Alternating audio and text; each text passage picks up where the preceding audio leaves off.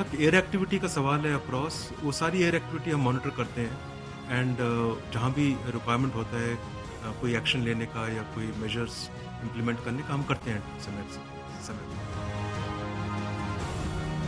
उन्होंने गतिविधि क्यों बढ़ाई वो उनके ऊपर है, बट जब भी कोई टेररिस्ट एक्ट हमारे सॉइल पे होता है तो उनको सावधान तो रहना पड़ेगा, उनको वरी करना पड़ेगा।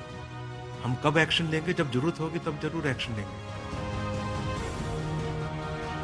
हमारे लिए एक एक वीर जवान का खून अनमोल है।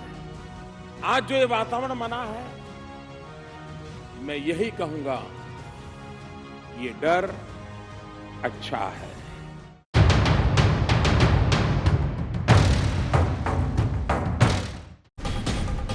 तो सही कहा था प्रधानमंत्री मोदी ने पाकिस्तान के लिए कि ये डर अच्छा है। क्यों, इस पर हम विश्लेषण करेंगे, रिपोर्ट दिखाएंगे, चर्चा की शुरुआत भी होगी, बहस होगी। लेकिन इससे पहले बड़ी खबर के साथ हम शुरुआत कर रहे हैं, क्योंकि दिल्ली में गाइडलाइंस जारी करते हुए कुछ ही देर पहले दिल्ली के मुख्यमंत्री अरविंद केजरीवाल ने जानकारी दी है। मेट्रो फिलहाल नहीं चलेगी, सैलून बंद रहेंगे, लेकिन ऑटो और कैब को एक सवारी के साथ इजाजत दी गई है। शिक्षण संस्थान, होटल, पार्क सब बंद रहेंगे। भीड़ भाड़ वाले स्पोर्ट्स, धार्मिक आयोजन नहीं होंगे। ग्रामीण सेवा, मैक्सी कैब, आरटीवी चलेंगे, लेकिन एक सवारी और ड्राइवर पर जिम्मेदारी होगी गाड़ी को सैनिटाइज करने की। 20 सवारी के साथ डीटीसी बसें चलेंगी, ऐसी जानकारी दी है कुछ ही देर पहले दिल्ली के मुख्यमंत्री अरविंद केजरीवाल ने। आइए जरा जल्दी से आपको सुना देते हैं आज जब उन्होंने ये ऐलान किया, क्या कुछ कहा। ऑड इवन के तर्ज पर दुकानें और जो अन्य ऐसी जरूरी चीजें हैं वो खुलेंगी। पहले सुना देते हैं आपको क्या कहा। पहली चीज कि लॉकडाउन 31 मई तक जारी रहेगा, ऐसा केंद्र सरकार का आदेश है। लेकिन इस लॉकडाउन में कई सारी ढील दी जाएंगी। पहले मैं आपको ये बता दूं कि क्या क्या अलाउ नहीं होगा दिल्ली के अंदर। मेट्रो नहीं चलेगी, सारे school, college, coaching institute, training institute सब बंद रहेंगे, सारे होटल बंद रहेंगे, सारे cinema hall, shopping mall, gymnasium, swimming pool, entertainment park, theatre, bar, auditoriums, assembly halls, ये सब बंद रहेंगे।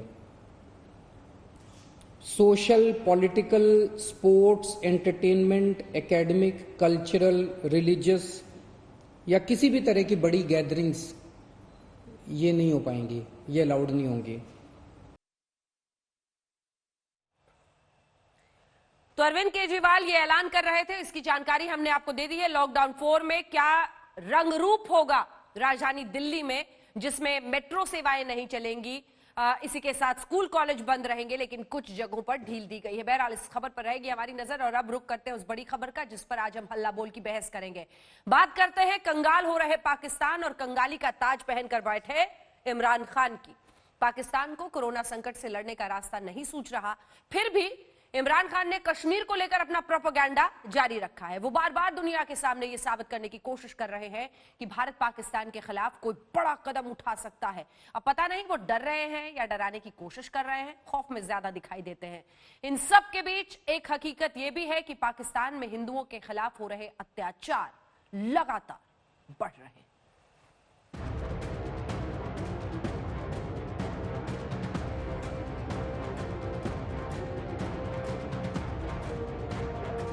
इमरान खान, पीओके के हाथों से फिसलने के खौफ ने इमरान को इतना तिलमिला दिया है कि वो फिर से कश्मीर का प्रोपेगेंडा पसारने ट्विटर की जमीन पर अनाप शनाप लिखने लगे हैं।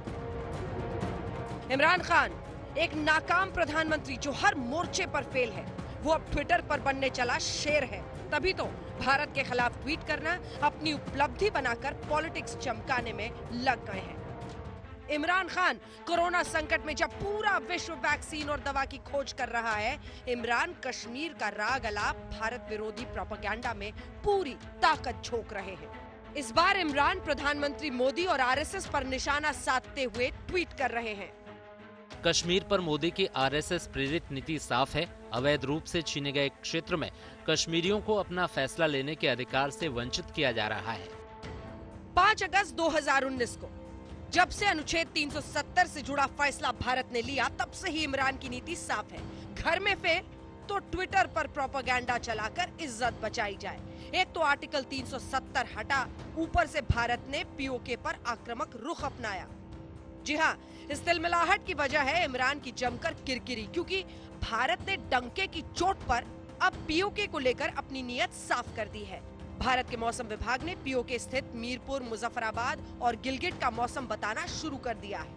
हिंदुस्तान ने पीओके पर आक्रामक अंदाज क्या अपनाया, पूरे पाकिस्तान में इमरान की किरकिरी होने लगी। हर राजनीतिक पार्टी के घेरेबंदी में फंसे इमरान ने ऐसा खौफ खाया कि उन्हें अब हर इंटरव्यू, सोशल मीडिया, हर जगह सिर्फ और सिर्फ इंडिया ही दिखाई दे रहा है। इमरान ने अपना कश्मीर प्रोपेगेंडा आगे ले जाते हुए ट्विटर पर लिखा, पैलेट गन जैसे अमानवीय हथियारों का महिलाओं व बच्चों पर इस्तेमाल।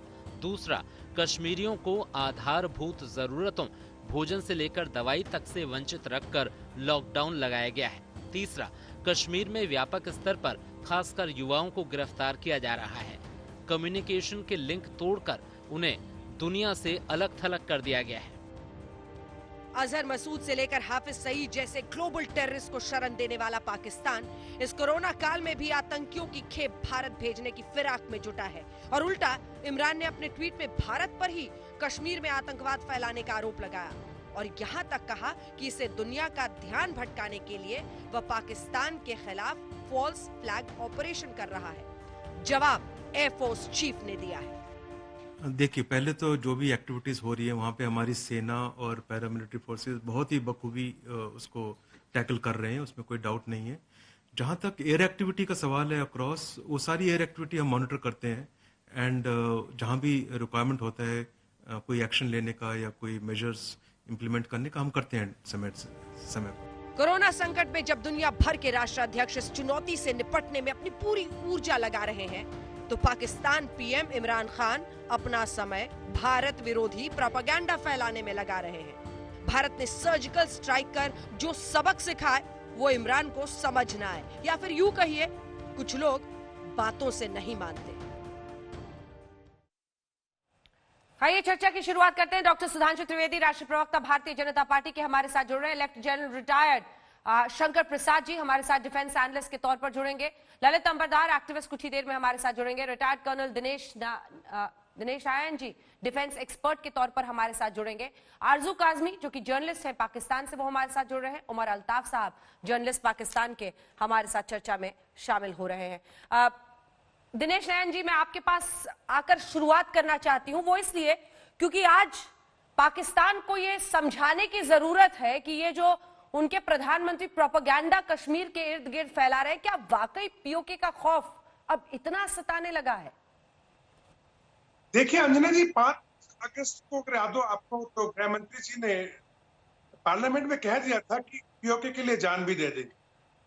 उसके बाद में जो अपने रक्षा मंत्री जी हैं, उन्होंने कह दिया था एक सभा के अंदर कि अगर बात होगी तो सिर्फ पाक ऑक्युपाइड कश्मीर पर होगी, बाकी कश्मीर से पाकिस्तान का कोई लेना देना नहीं है। और बाकी उसके ऊपर जो आखिरी स्टैंप मैं कह सकता हूँ लगा दी थी एमईए ने, जब हमारे एक्सटर्नल अफेयर मिस्टर जयशंकर जी ने कह दिया था कि ये अभी कहने की बात है, हम लोग कह रहे हैं कि हमारा पीओके है, लेकिन वो दिन दूर नहीं जब फिजिकली हमारे पास में होगा। लिहाजा पाकिस्तान के अंदर एक अजीब सा डर बैठ गया था। और रावलपिंडी के अंदर 3 महीने पहले एक मीटिंग की गई अंजना जी, जिसके अंदर 3 प्रोन अटैक करने की कोशिश की गई, प्लान किया गया आईएसआई द्वारा। पहला था कि एक साइकोलॉजिकल वॉरफेयर स्टार्ट किया जाए कश्मीर के अंदर, जिसके अंदर जितने भी जो वहां पे युवा हैं उनको किसी प्रकार से नए नए तंजीमों के नाम देके, जैसे कि गजनबी फोर्स अंग्रेजी में, या फिर द रेजिस्टेंस फोर्स करके नए नाम अपने पुरानी तंजीम में छुपा के एफएटीएफ से बचने के लिए, और उनको आगे किया जाए। दूसरा, सोशल मीडिया पे ये जो इस्लामोफोबिया है, इसका सहारा लेते हुए पूरे हिंदुस्तान के अंदर जितनी भी एक्टिविटी है सबको एक ही रंग दे दिया जाए और एक माहौल बनाया जाए। और तीसरा, कश्मीर के अंदर अब किसी भी प्रकार घुसपैठ शुरू करनी पड़ेगी, ये इन्होंने प्लान किया। और अब देखिए, जब से इनका कोरोना पूरा विश्व में फैला हुआ है और पाकिस्तान के अंदर जहाँ 50,000 से ज्यादा की संख्या अभी संक्रमित हो चुकी है, इमरान खान जी को ना तो किसी सभा में बुलाया जा रहा है बाजवा द्वारा, ना उनको वो जो कराची के अंदर पूरे इंडस्ट्रियलिस्ट की एक मीटिंग हुई थी पिछले साल उसमें बुलाया गया। अभी पूरे एरिया में कोरोना से निपटने के लिए पाकिस्तान के अलग अलग प्रोविंस के जो एडमिनिस्ट्रेटिव हेड थे उसकी मीटिंग में उनको नहीं बुलाया गया। तो अब बेचारा करे क्या? एक ही चीज रह गई है कि जिसको थोड़े बहुत सेना पहचानती है या पाकिस्तान पहचानता है, कश्मीर का रागनापो। आरजू काज़मी, तो रागना अपना शुरू कर जब पूरी तरह से घिर जाते हैं इमरान, शुरू कर देते हैं कश्मीर पर रोना। नहीं, ऐसी बात नहीं है अंजना। देखें, कश्मीर जो है वो आप खुद भी देख रहे हैं कि मोर देन 70 इयर्स हो गए। पाकिस्तान ना भारत पीछे हट सकता है ना पाकिस्तान पीछे हट सकता है। तो इंडिया की बात तो होगी और साथ ही कश्मीर की बात भी होगी। ज्यादा कोरोना वायरस का या किसी और चीज का तो सारे बाकी दुनिया के काम छोड़े तो नहीं जा सकते। ऐसा तो नहीं हो सकता कि अब सब जो है वो कोरोना वायरस के पीछे लग जाए और बाकी कुछ भी ना हो। तो जाहिर है आप लोग जो कुछ कर रहे हैं, जिस तरह से आप लोग डील कर रहे हैं अपने यहाँ लोगों को, तो उस पर पाकिस्तान बोलेगा, बिल्कुल बोलेगा। आप लोग कभी वेदर दिखा रहे हैं, कभी कुछ कर रहे हैं और आप ये एक्सपेक्ट करते हैं यहाँ से। आप तो एक पत्रकार हैं और हम उम्मीद करेंगे कि ईमानदारी से आप बात करें। कितना डरे हुए हैं इमरान खान इस वक्त पीओके को, भारत का जो आक्रामक रुख है उसको लेकर? क्या वाकई डर गए हैं, खौफ में है, जिसकी वजह से ये सब बोलना पड़ रहा है? नहीं, डर नहीं गए हैं, ना ही खौफ में है, लेकिन फिर भी जाहिर है अगर किसी में थोड़ी सी भी अक्ल होगी, थोड़ा सा भी आईक्यू होगा तो वो ये जरूर सोचेगा। आप होशियार तो रहते हैं ना, आपको मालूम है कि आपके बॉर्डर के साथ का बॉर्डर लगा हुआ है, वो हर वक्त आपके ऊपर नजर रख रहे हैं, आपको नुकसान पहुंचाने की कोशिश कर रहे हैं। तो ऑब्वियसली आप उनसे बचने के लिए पहले से प्लानिंग करते हैं, पहले से देख के रखते हैं। बिल्कुल आप सोए तो नहीं रह सकते ना, आप लोग हमारे से सोए रह सकते कि आप नहीं देख रहे पाकिस्तान में क्या हो रहा है, और ना हम लोग इस तरह से रह सकते हैं हम ना देखें कि इंडिया क्या कर। ठीक है डरने सुधांशु जी, ठीक है, मैं लौट रही हूँ आपके पास। सुधांशु जी, मुझे नहीं लगता कि कोई और पत्रकार उस सच्चाई के इतने करीब पहुंचेगा जितना आरजू आज खुलकर कह रही है। वो कह रही हैं कि नजर बनाए हुए हैं और देखे हुए हैं कि हमारे ऊपर कुछ ऐसी परिस्थिति ना बन जाए। ये उस डर और खौफ का प्रतीक है जो पीओके को लेकर पाकिस्तान में है। देखिए, कश्मीर पे जो पाकिस्तान की गलतियां थी वो मुसलसल इतनी रही हैं कि उनके लिए डर और खौफ का सबब तो खुद ही बन गया है। हाँ। अब ये बताइए, आज पाकिस्तान का क्या लोकल स्टैंड है जब कश्मीर में 1963 में पाकिस्तान ने अपने अधिकृत वाले कश्मीर का कुछ हिस्सा चीन को दे दिया था? ये कौन से मुआहिदे का हिस्सा था भाई?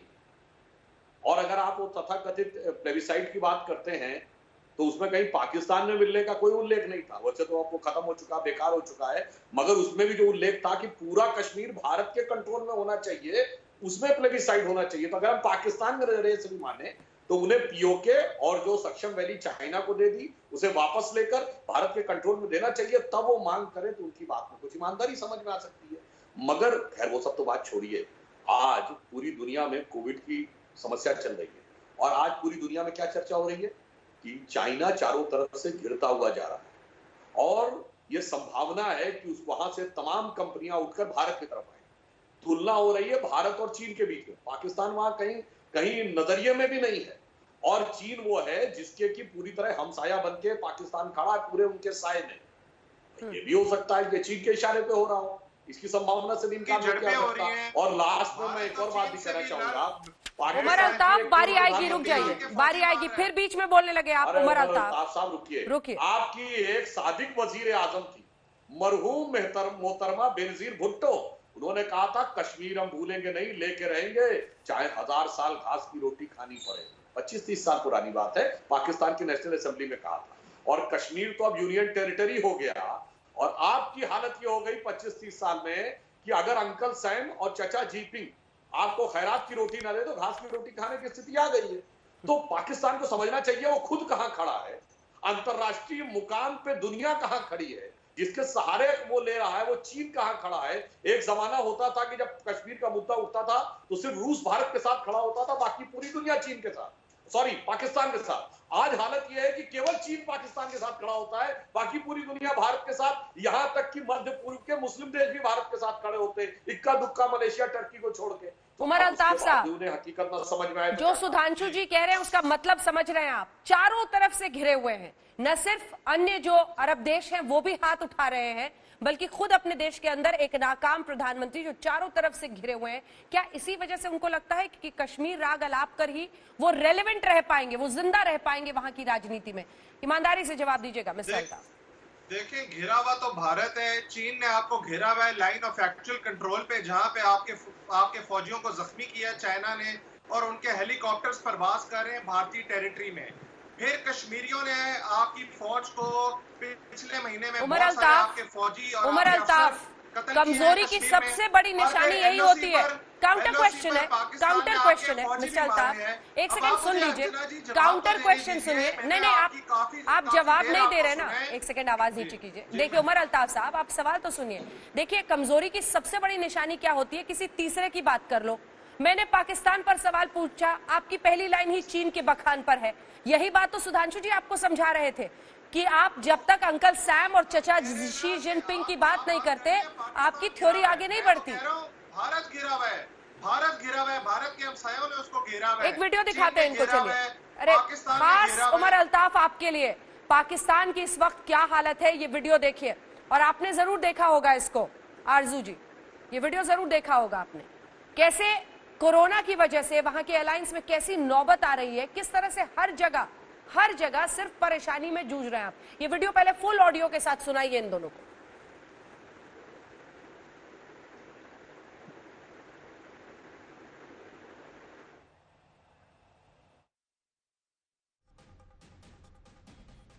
Talks.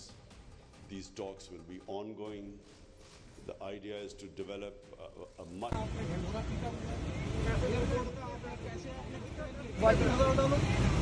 एक सीट के बनवे के $3,000 डजंट मैटर यार, हमें इससे कोई सरोकार नहीं। आपका खाली आ रहा है या भरा हुआ आ रहा है? कौन कहता कि खाली आता है? ये कौन कहता है? आपने 3 सीटों के पैसे पर पर्सन आपने बनवे $3,000 आप चार्ज कर रहे हो। आप बेवकूफ समझ रहे हो? आप लोगों को गवर्नमेंट को चाहिए कि ओवरसीज से इमदाद चाहिए, पैसे चाहिए, हर किस्म का सोच चाहिए। सारे जहाजों ने एक सीट निकाली हुई है। ओके, पूरी दुनिया के अंदर सिंगल सीट पर सफर हो रहा है। आप लोग ये कहते हो कि नहीं जी कोरोना है तो बाहर है, अंदर जहाज में कुछ नहीं है। कल को मुझे कुछ हुआ, मैं आप लोगों को छू करूंगा। 25 लोगों को आप लोगों को छू करूंगा।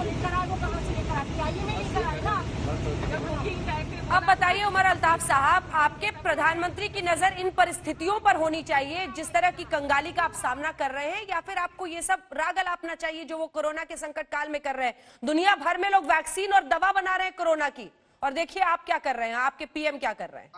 अंजना जी, आपने ये वीडियो तो दिखाई, आप जरा वो भी वीडियो दिखाएं जहां भारत के मजदूर जो मर रहे हैं, 40 मजदूर जो मर गए, और बहुत सारे मजदूरों जिनको मोदी जी ने लॉकडाउन कर दिया, और वो सारे मजदूर पैदल अपनी स्टेट्स की तरफ जा रहे हैं।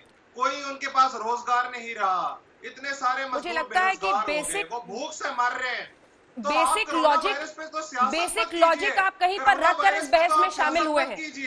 आप बेसिक लॉजिक कहीं पड़ोस में रखकर आए हैं, क्योंकि हमारे मुल्क में, अब इनकी आवाज नीचे कीजिए, अब उमर अल्ताफ मैं बोलूंगी आप सुनेंगे। ये मैं इसलिए नहीं करूंगी क्योंकि आपको ये समझना पड़ेगा कि हिंदुस्तान की ताकतें, हिंदुस्तान की सरकार, हिंदुस्तान की भारत सरकार, राज्य सरकारें उन मजदूरों के लिए काम कर रही हैं। लेकिन आपके पीएम क्या कर रहे हैं? कश्मीर पर थ्योरी लिख रहे हैं, प्रोपेगेंडा, काल्पनिक दुनिया की। उनकी नजर इन चीजों पर नहीं है। क्या आपने भारत सरकार की तरफ से, भारत के पीएम की तरफ से, किसी भी संवैधानिक पद पर बैठे व्यक्ति की तरफ से इस तरह के प्रोपेगेंडा को ट्विटर पर लिखते हुए देखा है? नहीं देखा है, क्योंकि हम इसमें यकीन नहीं रखते। बड़ा मुल्क बड़ी सोच के साथ आगे बढ़ रहा है, और आप अपनी छोटी सोच वाले प्रधानमंत्री को डिफेंड कर रहे हैं उल जलूल दलीलें देकर। मैं आपके पास अब आना चाहती हूं लेफ्टिनेंट जनरल शंकर प्रसाद जी। शंकर प्रसाद जी, हम तस्वीरें भी जरा दिखाना चाहते हैं गिलगित बल्तिस्तान एरिया में कैसे स्कर्दू एयरबेस में भी फाइनलाइजिंग की तरफ तस्वीरें जो आ रही हैं, जो लगातार उसको अपग्रेड करने की कोशिश कर रहा है पाकिस्तान। क्या ये उसी मुहिम का हिस्सा है जहां वो डर और खौफ में है अब पीओके को लेकर? जनरल प्रसाद जी, आपने अभी तक जो कहा बिल्कुल सही कहा, और खास तौर से जो इंट्रोडक्शन में कहा था। देखिए, असलियत जो है वो अभी तक आपके सामने नहीं आई आज शाम को। वो ये है कि पाकिस्तान आर्मी इस समय बहुत डरी हुई है।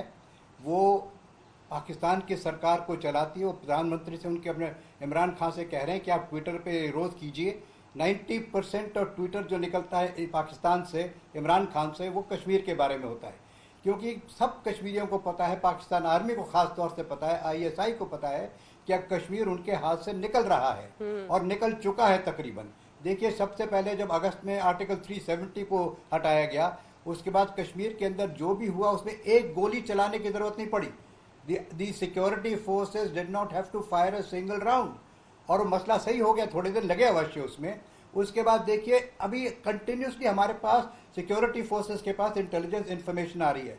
रियाज निक्कू मारा गया, कल तलत अहमद मारा गया, उसके पहले आपने 2 दिन पहले देखा 5 अंडरग्राउंड वर्कर्स को अरेस्ट कर लिया गया जी। और आपने ये देखा कि हमारे होम मिनिस्टर साहब ने, डिफेंस मिनिस्टर ने, आर्मी चीफ ने और एयरफोर्स चीफ ने क्या बयान दिए इन दिनों में।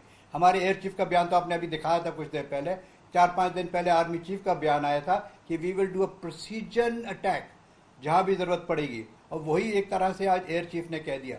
और आपने ये भी देख लिया कि किस तरह से नक्शे को बदली कर दिया गया है। सारा पाकिस्तान ऑक्युपाइड कश्मीर आज इंडिया के संग जुड़ चुका है और उसका सारी जो वेदर फोरकास्ट है उसी में आ रही है।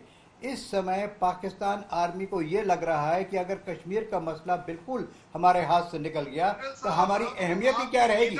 फिर पाकिस्तान आर्मी वहां रूल नहीं कर पाए। 1 मिनट, अरे 1 मिनट मेरे भाई, सुन तो लो, आपको भी समय मिलेगा। मैं चुप रहा, अब मेरी भी सुन लीजिए। अब आप जो चाहें कहिए, जब आपको समय मिलेगा। अंजना जी आपको भी समय देंगी।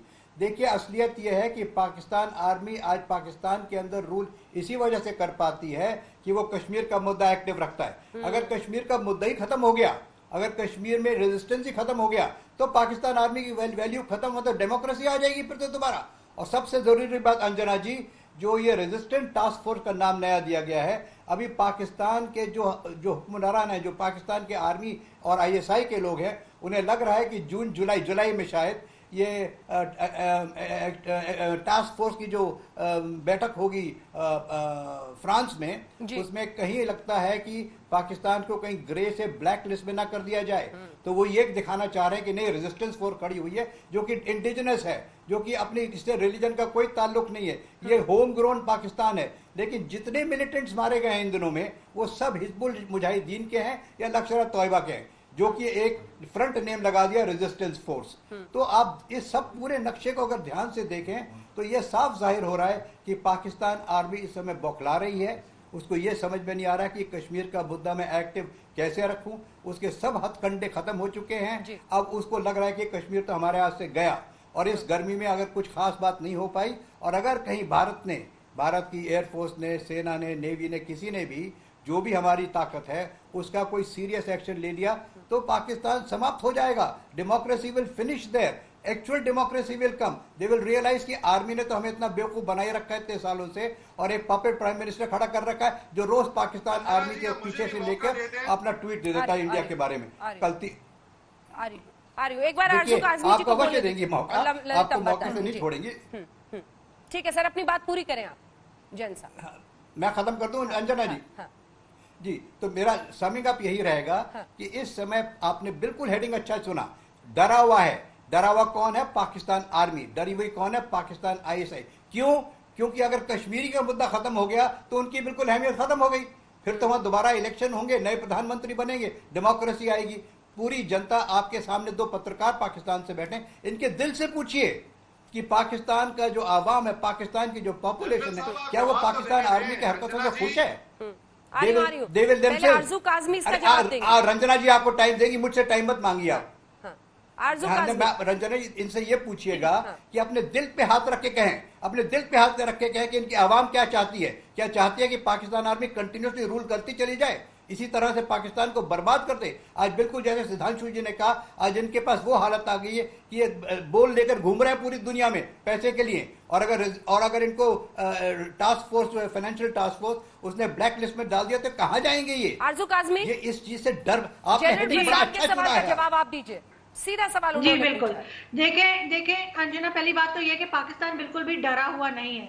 मैं ये कहूंगी कि दोनों देशों में, चाहे वो पाकिस्तान हो चाहे वो इंडिया हो, दोनों को एक दूसरे को जो है कमजोर नहीं समझना चाहिए। ऐसा मत समझे कि भारत यहाँ जाएगा और हम खत्म हो जाएंगे, या हम वहां जाएंगे और भारत खत्म हो जाएगा। ऐसा कुछ होने वाला नहीं है। आप लोग जो है वो 2020 में रह रहे हैं, थोड़ा सा अपने आप को अपडेट करें, अपना आपको थोड़ा सा देखें कि कहाँ पे हम स्टैंड अपने आप ही खत्म और सर मेरी बात दूसरा जो कहा जाता है ना, जब आपको जुकाम होता है ना, तो आपको जब फ्लू होता है तो आप बुखार होने से पहले उसका इलाज करते हैं। तो इसी तरह से इंडिया जो है ना, वो एक तरह का फ्लू स्टार्ट किया है उसने, कि कभी वो उधर से 370 हटाता है कश्मीर से, और कभी जो है वो गिलगित बल्तिस्तान का मौसम दिखा रहे। तो जाहिर है पाकिस्तान उस पे आंखें बंद करके नहीं बैठ सकता, हमें उसके ऊपर जाहिर अपनी तैयारी बंद करके रखिए भी मत, अपना रिएक्शन, क्योंकि पीओके पर आप अपने आप को अपडेट भी कर लीजिए और अपने पूरे सिस्टम को रिबूट भी कर लीजिए, लेकिन हिंदुस्तान का जो रुख है वो रुख कायम रहेगा।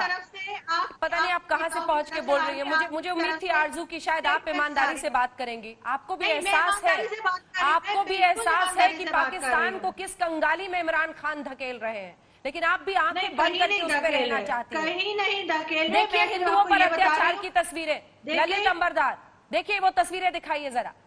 ये खौफ से भी अगर ये खुराफात का अंत नहीं होता है इस डर की वजह से, ये देखिए। अंजना एक सेकेंड अंजना, आपने यूएस कमीशन की रिपोर्ट पढ़ी है जिसमें लिखा है कि किस तरह से इंडिया में जो है वो रिलीजियस डिफरेंसेस किए जा रहे हैं और लोगों को किस तरह से मारा जा रहा है, वो भी एक दफा पढ़ ले। मैं ये नहीं कह रही कि यहाँ पे सब सही हो रहा है, वही कोट करूंगी जो सुधांशु त्रिवेदी जी ने कहा, हो रहा है, फिर वही कोट करूंगी जो सुधांशु त्रिवेदी ने कहा। सुधांशु जी रिपीट कर दीजिए उनके लिए। अंकल सैम के बिना इनकी कोई बात ही नहीं कंप्लीट होती। मैं एक ही लाइन कहूंगा, डर का सबब जानते क्या है? खेली गई। अमर अल्ताफ साहब सुनिए, डर का सबब जानते क्या है? एक आपके चचा हैं, एक आपके ताऊ हैं, ये तय कर लिया अमेरिका चीन में कौन। आज दोनों में इतनी लड़ाई तलवारें जंग खींच गई हैं कि अगर दोनों लड़ पड़े तो आपका क्या होगा? अभी आपने कहा कि चीन भारत को घेर रहा है, अरे आपकी सोच आपको मुबारक, और आपको तो खरीद चुका है। अरे जनाब आपको तो खरीद चुका है, और अंकल सैम से तो आपने इतना कर्जा ले रखा है 60-70 साल में कि पूरा पाकिस्तान बिक जाए तो चुका नहीं सकता। अब अगर ये दोनों लड़ पड़े तब क्या होगा सोचिए। यतीम होना पक्का है। भारत से नदी से पानी की सप्लाई रुके ना रुके, पैसे की नदी जो आ रही है चीन और पाकिस्तान का जवाब देना था, मुझे अभी तक टाइम नहीं मिला। जी आप थोड़ा साथ कीजिए और मुझे जवाब देने दीजिए। ठीक है, चलिए जवाब। आरजू काजमी भी मुस्कुरा रही है, कोई गम है जिसको छिपा रही है। जनरल साहब ने कहा कि पाकिस्तान बुलाया हुआ है। मैं आपको बताना चाहता हूँ पाकिस्तान की तैयारी मुकम्मल है। अगर आपने कोई एडवेंचर किया तो आपका नतीजा वैसा ही होएगा जिस तरह अभिनंदन का हुआ था, जिस तरह उसका जहाज गिराया गया और अभिनंदन को पकड़ लिया गया पिछले साल। अगर आप अभी भी कोई मुहिमजोई करेंगे तो नतीजा वैसा ही होएगा। इसलिए पाकिस्तान आपको बताना चाह रहे हैं कि आप सुन लें, आप होश लें। जी मैं आपको सुना रहा हूं। अपने आप को सुन पा रहे हैं? जनरल साहब का जवाब दे रहा हूँ। जी मैं सुन रहा हूँ और जनरल साहब का जवाब दे रहा हूँ। ये भारत की गिदड़ भक्तियों से पाकिस्तान डरने वाला नहीं। तैयारी मुकम्मल है पाकिस्तान की। भारत अगर जोर आजमाई करेगा तो उसका पूरा जवाब दिया जाएगा। और आपको कश्मीर में 90,000 लॉकडाउन हटा देना चाहिए, कश्मीरी क़यादत को रिहा कर देना चाहिए और कश्मीरी लोगों को भी रिहा कर देना चाहिए। उमर अब्दुल्ला और महबूबा मुफ्ती का क्या कसूर है? मुझे पता मुझे पता था कि आप यही सब भूल जलूल दलीलें देंगे, और अभिनंदन ने तो वहां जाकर F-15 आपकी गिरा डाली थी, लेकिन उस पर घुसेंगे तो अब मुझे पता है कि आप फिर उसी में उलझ के रह जाइएगा और अभी से मौजूदा परिस्थिति से भागने की कोशिश कीजिएगा।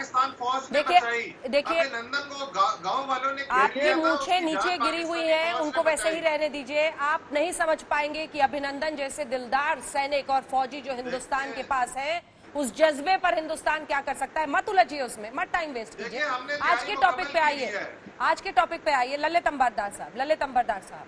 अरे असलियत पूछिए। देखिए मैं बोलना चाहता हूँ प्लीज।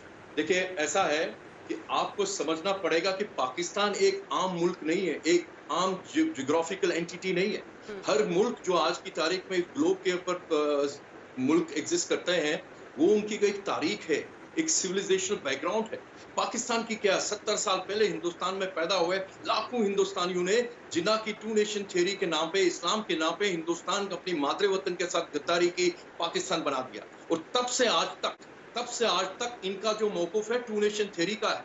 कश्मीर के ऊपर जो इनका जो हक जमा रहे हैं वो भी यही उनसे पूछिए। वो कहते हैं कि 2 नेशन थ्योरी क्या, ये अधूरा एजेंडा है। वो 2 नेशन थ्योरी क्या थी कि हिंदू और मुसलमान इकट्ठे नहीं रह सकते। ये इनका आइडियोलॉजिकल बेस है पाकिस्तान का। और आपको ये भी याद रखना पड़ेगा, तब से आज तक 47 से लेकर आज तक पिछले 3, 4, 5 साल पहले तक 3 A माना जाता था कि पाकिस्तान का वजूद है। A for Allah, A for America, A for army.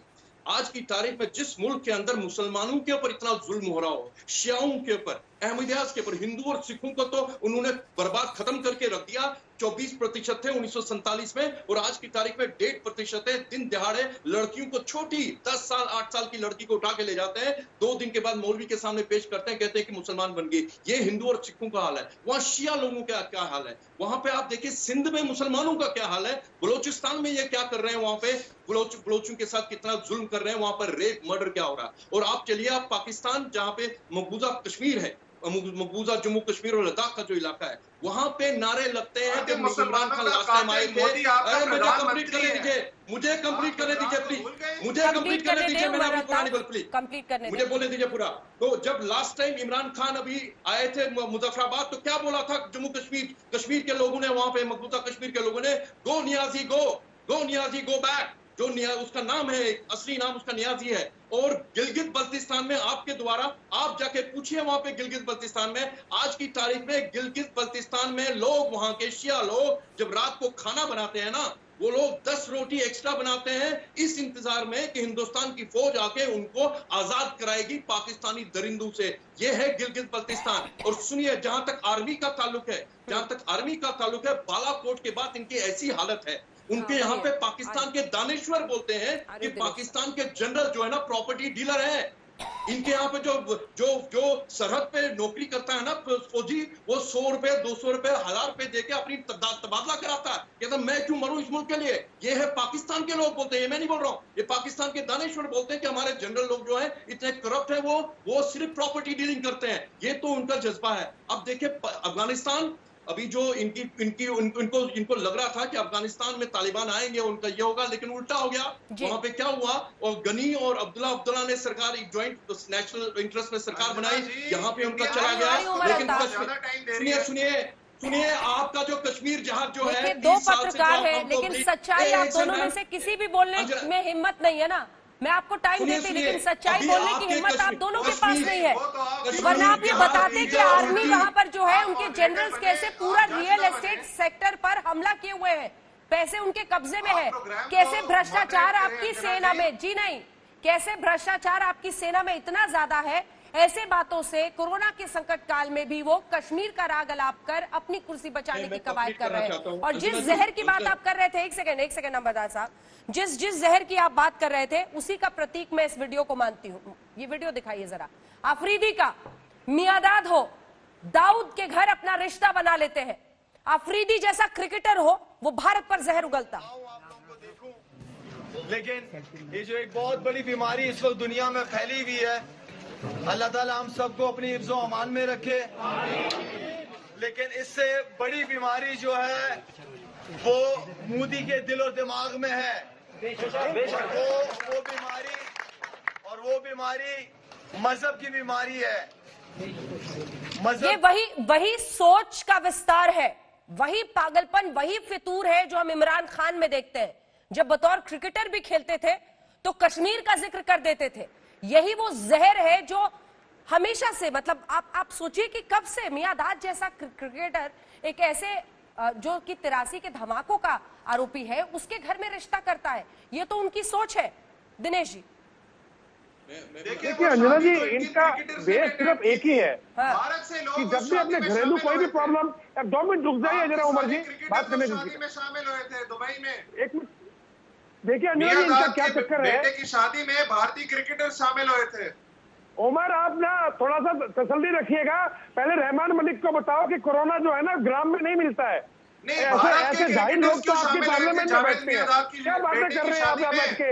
आप पत्रकार होकर के, अंजना जी इसको पत्रकारिता आती नहीं है, भारत के खिलाफ बोलने की बात करता है, इसको कुछ नहीं पता। आरजू से पूछिए, आप आरजू से बताइए रहमान मलिक जी को क्या हो गया। बर्बाद गुलिस्ता करने को एक उल्लू काफी है, और हर दाल पे उल्लू बैठा, पाकिस्तान का क्या होगा।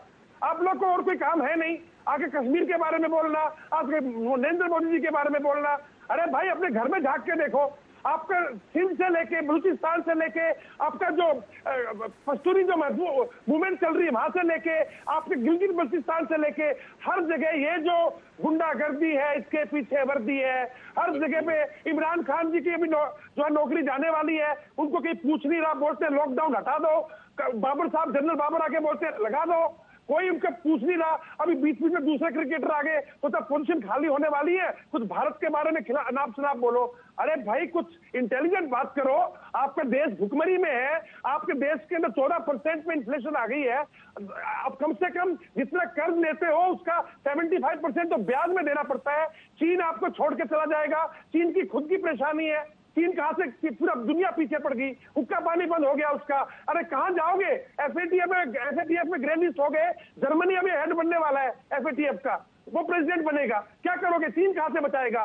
कुछ शर्म करो। और रही बात पीओके की, पीओके हिंदुस्तान का ही है, ये लेंगे। आप सोच लो, चाहे आप डर लो, चाहे आप स्कार्दू में आ जाओ, चाहे आप रावलपिंडी में बैठो, चाहे आप कहीं बैठो, आप बता दो बाजवा को, ये हम लेके छोड़ेंगे, ये हमारा इलाका है। और जो सक्सगाम वैली आपने चीन को दिए, जहां वो हवाई पट्टी बनाने की कोशिश कर रहे हैं ना, उसे भी बोल दो, हवाई पट्टी तो दूर है, चाइना पाकिस्तान इकोनॉमिक कॉरिडोर तक भी नहीं छोड़ेंगे।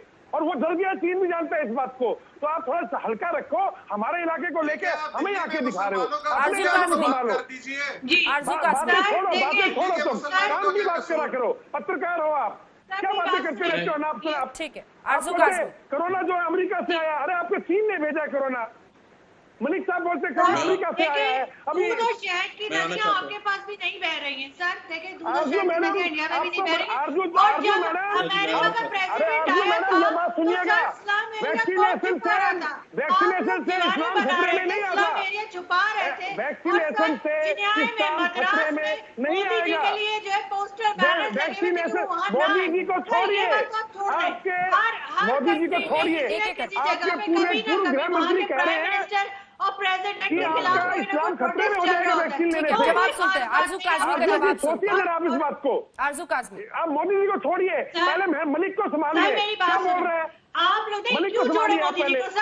आप इमरान खान साहब की बात मोदी जी क्या लेना? मोदी जी की बात मोदी जी को आप थैंक यू बोलने आना, जब पीओके ले लेंगे आपकी परेशानियां दूर हो जाएंगी। क्यों आप लोग दीवारें बना रहे थे? आप लोग अरे भाई क्यों छुपा रहे थे? परेशानियां दूर कर देंगे, गिलगित बल्तिस्तान में भी सब कुछ ठीक हो जाएगा। आप ध्यान दो, अफगानिस्तान के पास में आपके कोई कुछ चलने वाला नहीं, बल्तिस्तान आपको लात मारेगा। आरजू मैडम, आप मंजूर पश्तूनी को देख लो, मंजूर पश्तूनी की बात करो, मंजूर पश्तूनी की बात करो, जो कह रहा है आपको कि अलग होना है। तो पाकिस्तान खाली तो नहीं बैठा रहेगा ना? अब क्या ऐसा नहीं हो सकता कि नरेंद्र मोदी बोलते रहते हैं आप, बस वो भी ऐसे काम नहीं चलेगा। हम अपने पड़ोसी में नजर ना रखें, पार्लियामेंट में बैठते जाके। अब देखिएगा रहमान मलिक गृह मंत्री क्या बोलता है, किताब लिख दी उसने, पूरी किताब। आरजू जी पूरी किताब लिख दी, 1 ग्राम कोरोना, और किताब भी लिख दिया उसके ऊपर। क्या जाहिल लोग हैं यार, बैठ करके हिंदुस्तान के बारे में बातें करते हो, अपने देश में तो कुछ समझाओ। डिस्ट्रॉय कर दिया है बीजेपी ने, डिस्ट्रॉय आप होंगे, डिस्ट्रॉय आप खुद हो जाएंगे। आपने डिस्ट्रॉय कर दिया, आपकी आर्मी छोड़ेगी नहीं आपको। आपका इमरान खान बेवकूफ इंसान है। अफरीदी आ गया, सोचा मैं भी प्राइम मिनिस्टर बन जाऊंगा, इसको उमर को भी भेज दो, उमर भी 2 गालियां देगा, सोचेगा प्राइम मिनिस्टर बन जाऊंगा। क्या सोच है?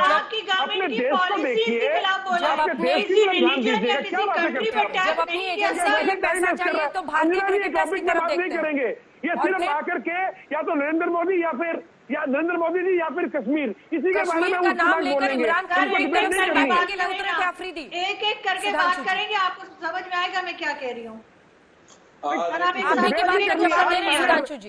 रहमान मलिक को देखिए, अभी जो शाहिद अफरीदी का बयान आया उसमें क्या बोल रहे हैं, वो एक मजहब का वायरस, वाकई बहुत गजब का मजहब का वायरस है। मजहब के नाम पे तो पाकिस्तान बना था, और ऐसा वायरस रहा कि 25 साल एक नहीं रह पाया। ईस्ट पाकिस्तान अलग हो गया, वो तो मुसलमान ही थे ना भाई, वो तो हिंदू नहीं थे ना जो अलग हो गए। चलिए उसके बाद मजहब के वायरस ने क्या गजब का काम किया। ये जो आपकी गिलगित बल्तिस्तान में लड़ाई हो रही है, क्या मुसलमान नहीं है क्या? ये फाटा में जो लड़ रहे हैं वो मुसलमान नहीं है क्या? बलूचिस्तान में जो लड़ रहे हैं वो मुसलमान नहीं है क्या? और तो और आप छोड़िए, ऐसा गजब का मजहब का वायरस आपने छोड़ा। मैं पूछना चाहता हूँ, कश्मीर में तो कह रहे हो भाई हिंदुओं से लड़ना है, ये लाहौर की लाल मस्जिद में धमाका किसके लिए होता है? ये पेशावर में धमाका कौन से हो रहा है? ये वही मजहबी वायरस है। और ये ऐसा बढ़िया मजहबी वायरस है कि जब पाकिस्तान आजाद हुआ था, आपको याद हो, वैसे तो पाकिस्तान का जन्म हुआ था, आजाद हुआ वर्ड कहना ठीक नहीं, आजाद तो भारत हुआ था। तो उस समय जो एक पुरानी फिल्म थी भारत की, कि हम लाए हैं तूफान से कश्ती निकाल के, पुराना गाना था, इसके नकल पे पाकिस्तान में भी एक गाना बना था कि हम लाए हैं तूफान से कश्ती निकाल के, इस मुल्क को रखना मेरे बच्चों संभाल के। उसने एक लाइन थी, बरसों के बाद फिर उड़े परचम हिलाल के। और भैया वह ऐसे आपके परचम उड़े, ऐसे आपके परचम उड़े कि मैं पूछ, ऐसे कि मजहब का ऐसा वायरस फैला कि बरेलवी देवबंदी को बर्दाश्त नहीं करता, दोनों मिलकर शियाओं को बर्दाश्त नहीं करते, तीनों मिलकर अहमदियों को बर्दाश्त नहीं करते, चारों मिलकर मुहाजिरों को बर्दाश्त नहीं करते, और सब एक दूसरे से लड़ते हैं। और किसके पैसे पे पलते हैं? चीन, जो ओरिजिनली कहता है कि मैं नास्तिक हूं, मैं भगवान को नहीं मानता, मैं खुदा को नहीं मानता, मुनाफिक के खैरात के ऊपर पलते हैं और परचमे हिलाल के झंडे उठा के मजहब की बातें करते हैं। अरे देख तो लो भाई, तुम्हारा मुल्क कहां पहुंच गया। F-16 जहाज यहूदियों की कंपनी में बना हुआ है, AK-47 क्रिश्चियनों ने बनाया है, काफिरों के हथियार और मुनाफिकों की खैरात और परचमे हिलाल के झंडे तले मजहबों की बात। उमर अल्ताफ जी, देखिए अंजना जी, अब थोड़ा सा आप मुझे भी टाइम दीजिए ताकि मैं इनका जवाब दे सकूं। जवाब दीजिए। नहीं, आप इस तरीके से बात ना किया करें, आप मॉडरेटर बने और आप प्रोग्राम को अच्छे तरीके से मॉडरेट करें, डिस्कशन को चलाएं। ठीक है, आपसे एंकरिंग सीख ली, आप जवाब दीजिए। Don't waste time sir, please जवाब दीजिए। जी अंजना जी, देखिए बात यह है कि भारत के जो बहुत सारे क्रिकेटर्स हैं ना, उन्होंने मियाँदाद के बेटे की शादी अटेंड की। आप उनसे पूछे क्या उनके मुझे पता था कि आप सुधांशु जी की बात का जवाब नहीं देंगे। आप अपने घर में देखे ना, आप कुछ आरजू जी से ही सीख लीजिए। सुधांशु जी ने बात आप तो सबको एंकरिंग सिखा रहे हैं, आप आरजू जी से सीख लीजिए, वो टॉपिक पे बात करती हैं। आप मुझे जवाब देने, इसीलिए मुझसे आपसे ऐसी बात करनी पड़ती है। आप टॉपिक पे बात कीजिए। बोलने का तो हक है, मुझे बोलने का तो हक है ना अंजना जी। आपको अगर बात नहीं पसंद है तो मुझे बोलने तो दे। और जहाँ बात आप कर रही हैं पाकिस्तान की तैयारी की या भारत पाकिस्तान के मसाइल की, तो भारत में बहुत सारे अंदरूनी मसाइल हैं जो भारत को खुद फेस करने चाहिए। और मजहब के वायरस की अगर आप बात करती है तो गांधी जी खुद मजहब के वायरस का शिकार हो गए थे। आरएसएस जो गांधी जी के कातिल है, आज भारत में वो हुक्मरान है। और माइनॉरिटीज के राइट्स भारत में देखें, फसादात दिल्ली में अभी 2 महीने पहले फसादात हुए जिसमें मुसलमानों को मार दिया गया, कोई इंक्वायरी नहीं हुई, कोई कमीशन नहीं बैठा, और कातिल उनके मुसलमानों के आजाद है, वो प्रधानमंत्री बने हुए। तो इस तरह चल रहा है भारत के महात्मा पर उंगली उठा रहे हैं। आपको जवाब इनको देना चाहिए ब्रेक पर जाने से पहले, क्योंकि ऐसी हिमाकत कोई नहीं कर सकता। बस एक ही लाइन कहता हूं, महात्मा गांधी ने कहा था, ईश्वर अल्लाह तेरो नाम। हमारे यहाँ तो बोला जाता, महात्मा गांधी के बड़े नेता थे, उन्होंने बोला, और हमारे यहाँ तो धार्मिक संस्थानों बोल दिया था। चुनौती के साथ कहता हूं, कोई मुस्लिम धार्मिक नेता ईश्वर अल्लाह तेरो नाम बोल के दिखा दे किसी मस्जिद में, धार्मिक स्थल में, तो मैं मान लूंगा कि महात्मा गांधी के बारे में आपको बित्ते भर का भी आपके मन में कोई श्रद्धा। अल्ताफ बोल दीजिए। देखिए, मैं तो कह रहा हूँ महात्मा गांधी बड़े अच्छे इंसान थे, उनको कातिल आज भारत में हुक्मरान है। ये अफसोस की बात है। सेक्युलर इंडिया में आरएसएस जो गांधी की कातिल जमात है, वो आज हुक्मरान है भारत में। ये अफसोस की बात है। मैं इस बारे की निशानदेही कर रहा हूँ, मैं गांधी जी को थोड़ी कोई बुरा भला कह रहा हूँ। देखिए अंजना जी, आपने देखा कितनी मजेदार बात हो गई कि आरएसएस की खिलाफत जो हमारे यहाँ अंदरूनी होती थी, ये क्या बोल रहे हैं उमर अल्ताफ? पाकिस्तान की जनरल असेंबली में बोल चुके, नेशनल असेंबली में बोल चुके हैं आरएसएस के बारे में इमरान खान। अब तो ये इतने खौफजदा हो गए हैं कि भारत सरकार से नहीं, देखिए आरएसएस अच्छी चीज तो नहीं है, वो गांधी जी की ललित अंबरदार जी बहुत देर से हाथ उठाए हुए हैं, जल्दी से उनसे लेते हैं। ललित जी जल्दी से। देखिए अंजना जी, इन पाकिस्तानियों को बोलिए, आप कह रहे हैं ना इनको डर लग रहा है, बिल्कुल लगना चाहिए, जायज है इनका डर। क्योंकि आज तक तत्कालीन जो हिंदुस्तान की सरकारें आई थी 1947 से लेके 6 साल पहले तक हिंदुस्तान के अंदर सब ये नैरेटिव चला रहे थे कि पाकिस्तान के साथ हमारी दोस्ती होनी चाहिए। इनका हर जब भी हिंदुस्तान की तरफ से दोस्ती का कदम उठा, हाथ बढ़ा, तो उन्होंने क्या किया? वाजपेयी जी जब लाहौर गए थे, मीनार पाकिस्तान के ऊपर उन्होंने वहां पे सलामी दी और इन लोगों ने पीछे घोंप दिया छुरा हमारे हिंदुस्तान के कमर के ऊपर। जब कारगिल का इन्होंने हादसा किया, हम पे 700 सैनिक मारे गए। सुनिए, आप ये जो हिंदुस्तान है ना, या बदला हुआ हिंदुस्तान है, आपका जो कश्मीर जहाज की जो गिनती है उसकी उल्टी गिनती शुरू हो गई है। हिंदुस्तान का ये मौकूफ है कि हमें ये इलाका हमारा है, इसको लाना है। काल में पूरा विश्व कोरोना के खिलाफ एक जंग लड़ रहा है, लेकिन पाकिस्तान के प्रधानमंत्री इमरान खान को कश्मीर राग अलापने के अलावा कुछ सूझता ही नहीं। बहुत दिनों पहले प्रधानमंत्री ने बिना नाम लिए कहा था पाकिस्तान के लिए ये डर अच्छा है। इसी पर आप देख रहे थे हल्ला बोल, देखते रहिए आज तक। आगे देखिए आज तक।